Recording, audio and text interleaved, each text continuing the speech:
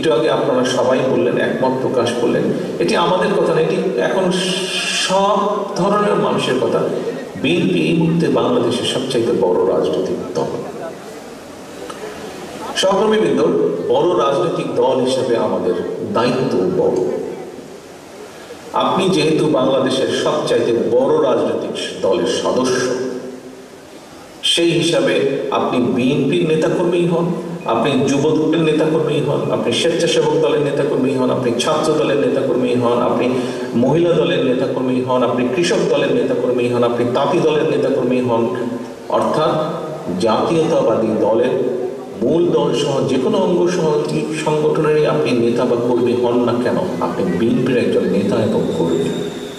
এবং সেই হিসাবে আপনার দায়িত্ব একজন রাজনীতি কর্মী হিসাবেই হোক, একজন মানুষ হিসাবেই হোক, একজন বাংলাদেশি জাতীয়তাবাদী শক্তির কর্মী হিসাবেই হোক, আপনার দায়িত্ব সবচেয়ে বেশি দেশের মানুষের প্রতি এবং দেশের প্রতি।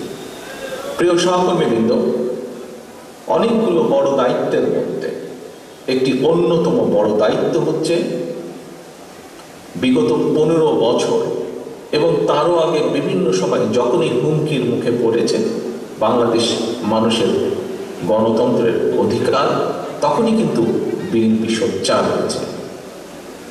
বিএনপি রাজপথে নেমে এসেছে, নেতাকর্মীর মাধ্যমে জনগণকে সংগঠিত করেছে এবং ধীরে ধীরে রাজপথে গড়ে তুলেছে আন্দোলন জনগণকে সাথে নিয়ে। প্রিয় সহকর্মীবৃন্দ, আমরা আমাদের বহু সহকর্মীরা যে গণতন্ত্রের প্রত্যাশিত গণতন্ত্রে প্রতিষ্ঠিত করার জন্য আমরা ধীরে ধীরে ধাবিত হচ্ছি, সেই গণতন্ত্রের দাবি আদায় করার জন্য, গণতন্ত্রের ভিত্তি রচনা করার জন্য গত 15 বছরে আমাদের 700-ও বেশি সহকর্মী জীবন উৎসর্গ করেছে। আমাদের হাজার হাজার নেতাকর্মী বিভিন্নভাবে পঙ্গুত্ব বরণ করেছে। আমাদের বহু নেতাকর্মী তাদের বহুজনকে হারিয়েছে, বহু অত্যাচারিত নির্যাতিত হয়েছে। আজকে আপনারা এখানে 1511 জন যেই কাউন্সিলর আছেন, এর বাইরেও বহু নেতাকর্মী ডেলিগেট আছেন।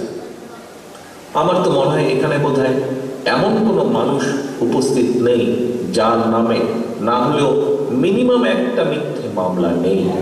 এখানে নিশ্চয়ই প্রায় প্রত্যেকটি মানুষের নামে মিথ্যে মামলা আছে। এই যে পতিত পলাতক যে স্বৈরাচার, তার আমলে এই মিথ্যে মামলা দেওয়া হয়েছে।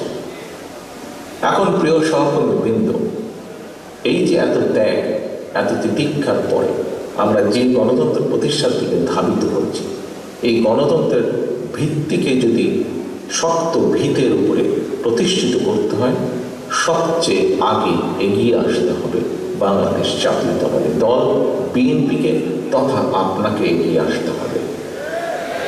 আজকে বিএনপি যদি এগিয়ে আসে, বিএনপি যদি গণতন্ত্র প্রতিষ্ঠার জন্য সব রকম উদ্যোগ গ্রহণ করে, ইনশাআল্লাহ ভবিষ্যতে এই বাংলাদেশে গণতন্ত্রের ভিত শক্তিশালী হবে।